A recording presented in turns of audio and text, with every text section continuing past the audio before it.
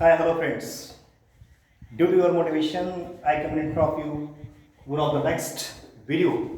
So first of all, I had to welcome to all my video watchers in my video channel, Somnath Phule Learnable YouTube channel. Actually, your subscriptions, your comments, and your like really boosted me for new chapter in front of me. So my dear friends, let us begin with the figures of speech. Actually, figure of speech is a very important part in the particular language of various languages. That may be in English, that may be in Marathi, or that may be in Hindi. It doesn't matter. So, what is the meaning of the line? What is the meaning of the figure of speech in the matter? In Marathi, we can call it alankar. In Hindi, also we can call it alankar. Figure of speech means what? Especially the figure of speech is used especially in the poetry section. For the clarification of aesthetic sense, poet wanted to express beyond that word or beyond that line. That is, we can call it beauty of the language. Richness of the language that should be expressed by the poet, that is called figures of speech. In Marathi आपण असं म्हणतो, खऱ्या अर्थाने विचार केला की अलंकार म्हणजे आपल्याला माहिती आहे. एखादा स्पेशल ऑकेजन असेल किंवा एखादा खास दिवस असेल त्या दिवशी सुद्धा आपल्याला माहिती आहे. आपण त्या ठिकाणी वेगवेगळ्या असणाऱ्या गेटअप मध्ये जातो, ड्रेसेस असतात आपले छानपैकी, त्याच्यानंतर असणारा मेकअप असतो आणि अधिक त्याच्यामध्ये रिचनेस जर त्या ठिकाणी ऍड करत असेल तर वेगवेगळे ऑर्नामेंट्स आपण त्या ठिकाणी घालतो, अलंकार घालतो, आभूषण घालतो आणि आपल्या असणाऱ्या पर्सनॅलिटीला त्या ठिकाणी छानपैकी त्या ठिकाणी सजवतो. तसंच इंग्लिशमध्ये सुद्धा भाषेला त्या ठिकाणी सजवायचं असेल, भाषाला जर खऱ्या अर्थाने रिचनेस प्राप्त करत असेल, त्याला भाषा सौष्ठव म्हणतोय, रिचनेस ऑफ लँग्वेज म्हणतोय, ते जर आपल्याला खऱ्या अर्थाने एक्सप्रेस करता येत असेल तर ते म्हणजे आज आपण जो बघणारा जो पार्ट आहे तो म्हणजे फिगर्स ऑफ स्पीच, ज्याला आपण अलंकार असं समजतो. My dear friends, there are so many different types of the teaching of the figures of speech. But comparatively, we are going to study of the figure of speech. Not be confused or baffled by yourself. Don't be flabbergasted because I am going to be teach you the figures of speech simultaneously, which are really confused but very easy way. Don't be confused, very easy way. Let us start first. That is simile figure of speech. मित्रांनो, तुम्हाला माहिती आहे simile figure of speech, where there is a direct comparison between two things, two objects, two places, using the word as, like, and compare to. That is called simile figure of speech.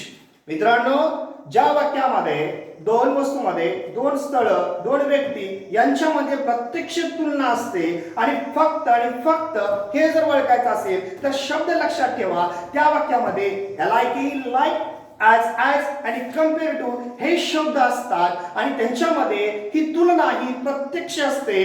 त्यालाच आपण खऱ्या अर्थानं simile figure of speech असं संबोधतो. गटिक, मला वाटतं तुम्हाला simile figure of speech कसा ओळखायचा हे समजलं असेल. फक्त एकच हिंट लक्षात ठेवा, त्या वाक्यामध्ये साधारणपणे लाईक, साधारणपणे ॲज हे शब्द असल्यानंतर आपण तिथं सिमिली फिगर ऑफ स्पीच असं संबोधतो. बघूया उदाहरण तुमच्यासाठी.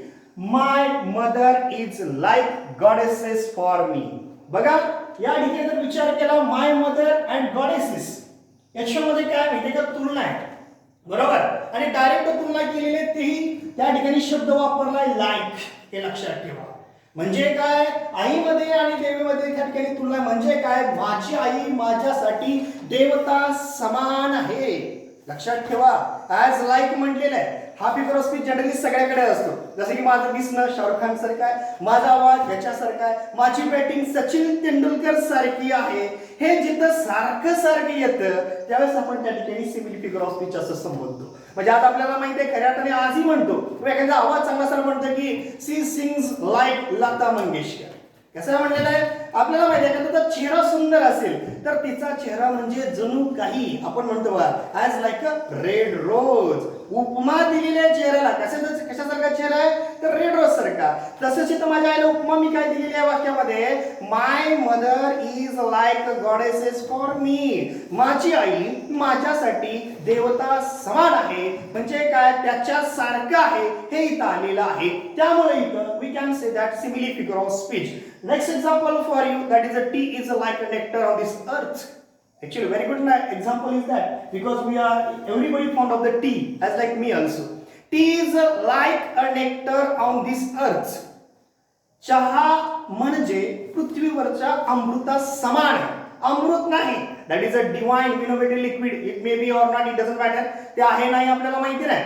पण इथे काय सांगितलेलं आहे, चहा म्हणजे असे एक पेय आहे जसं की अमृतासारखं. म्हणजेच काय, चहा म्हणजे अमृता समान आहे एवढी त्याला उपमा दिलेली आहे, म्हणजे सिमिली. परत एकदा दोन्हीमध्ये तुलना आहे, ते म्हणजे टी आणि नेक्टर मध्ये. आणि परत एकदा मी सांगितलं using the word of like. जिथं लाईक हा शब्द आलाय म्हणजेच काय, there is a direct comparison between tea and nectar. जिथं चहामध्ये आणि अमृत याच्यामध्ये तुलना आहे using the word of like. जिथं लाईक हा शब्द त्या ठिकाणी आलेला आहे त्यावेळेस आपण त्या ठिकाणी असं म्हणतो. बघूया पुढे सांगितलेलं अजून, banyan tree stood like a problem. बघा, the felling of the banyan tree, Dilip चित्र्यांची कविता आहे आणि त्या कवितेमध्ये फेलिंग ऑफ बनियन ट्री मधलं सांगितलेलं एक वाक्य आहे, बनियन ट्री स्टूड. हे असणारं मोठं असणारं वडाचं झाड म्हणजे कशासारखं आहे, लाईक अ प्रॉब्लेम. आमच्यासाठी ती समस्या सारखंच आहे, समस्या सारखं. कारण लाईक प्रॉब्लेम असं म्हटलेलं आहे. काय म्हटलेलं आहे, banyan tree stood like a problem. Again there is comparison between the banyan tree and the problem using the word like. जिथं लाईक शब्द वापरलाय याचा अर्थ दोन्हीमध्ये डायरेक्ट कंपॅरिझन आहे, युजिंग द वर्ड लाईक आहे. म्हणजेच obviously this is a figure of speech that is simile. म्हणजेच हा सुद्धा कुठला अलंकार झाला तर सिमिली फिगर ऑफ स्पीच म्हणतोय. Last example for you, he is as tall as a tower. तुला ॲज टॉल ॲज. किंवा after the examination student feel as light as feather. बघा, परीक्षा झाल्यानंतर मुलाला एवढं हलकं वाटलं की जसं फेदर सारखं एवढं हलकं वाटलं. म्हणजे काय, that is a comparison between two things, two object, using the word like, using the word as. That time we can say the simile figure of speech. I think that you may better understood about the simile figure of speech. Same figure of speech I am going to introduce today, that is we can call it metaphor. Metaphor and simile, though there is a comparison is definitely, but keep in mind in the simile there is a direct comparison and in metaphor there is indirect comparison, but comparison is there 100%. keep it mind. मित्रांनो, जर विचार केला या ठिकाणी असणाऱ्या सिमिलीमध्ये आणि मेटाफरमध्ये तुलना जरूर आहे, पण तुलनामध्ये सुद्धा फरक आहे. या ठिकाणी सिमिलीमध्ये डायरेक्ट कंपॅरिझन येते आणि मेटाफरमध्ये इनडायरेक्ट कंपॅरिझन येते. Absence of the word like, as and compare to. जिथं की या सिमिली सारखे as, like आणि compare हे शब्द नसतात, पण लक्षात ठेवा तुलना जरूर आहे. आता हेच वाक्य आपण या ठिकाणी घेतलेले आहे तुमच्या समजण्यासाठी. बघूया मेटाफर म्हणजे काय, परत एकदा सांगेन. The metaphor is a figure of speech where there is indirect comparison between two things, two places, two object, that is called metaphor. Metaphor figure of speech म्हणजे तेच आहे जिथं दोन व्यक्ती, स्थळ, वस्तू याच्यामध्ये तुलना आहे, पण कशी आहे, इनडायरेक्ट. हा शब्द महत्वाचा आहे, अप्रत्यक्ष म्हटलेला आहे. We will go through the examples better understanding. बघूया, पहिलं वाक्य आहे, my mother is goddesses for me. आता बघा कसा बदल झालाय. आपण जर कंपॅरेटिव्हली स्टडी केलं तर आपल्याला लक्षात येईल. इथं म्हटलेलं आहे की my mother is like a goddesses for me, आणि आता मेटाफर फिगर ऑफ स्पीच मध्ये सांगितलेलं आहे माय मदर इज गॉडेसेस म्हणजे आहेच. लक्षात येते का, इथं काय होतं, त्याच्यासारखं होतं, पण आता इथे काय आहेच. म्हणजे तुलना जरूर आहे, पण काय म्हटलेलं आहे, माझ्याही म्हणजे माझ्यासाठी देवताच. आता इथे समान नाहीये, समान जर असेल तर सिमिली, आणि आता डायरेक्ट त्याला सांगितलंय माझ्याही म्हणजे माझ्यासाठी देवताच.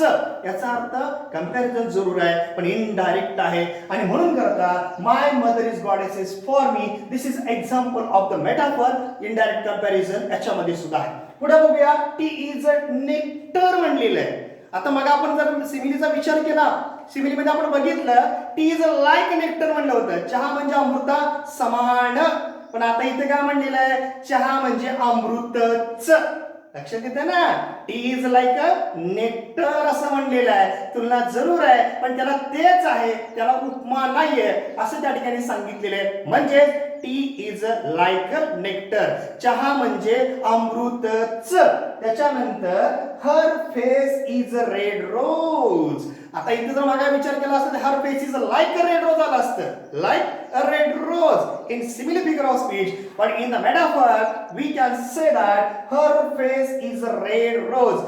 तिचा चेहरा म्हणजे जणू काही रेड रोजच सारखं असं म्हटलेलं नाहीये. किंवा एखाद्या रागात असेल तर her eyes as like burning coal, as like इथं आलं असतं बरोबर. तसं त्या ठिकाणी सांगितलं. परत एकदा मी तुम्हाला सांगेन, suppose better understanding, keep it mind, similar metaphor, basic difference is that there is a both in the both of that particular figure of speech there is comparison. In the simile, direct comparison. In the metaphor, indirect comparison. In the simile, using the word like, as, and compare to. And here there is absence of like, as, and compare to. I think that this is a basic figures of speech, especially I include two that are simile and metaphor.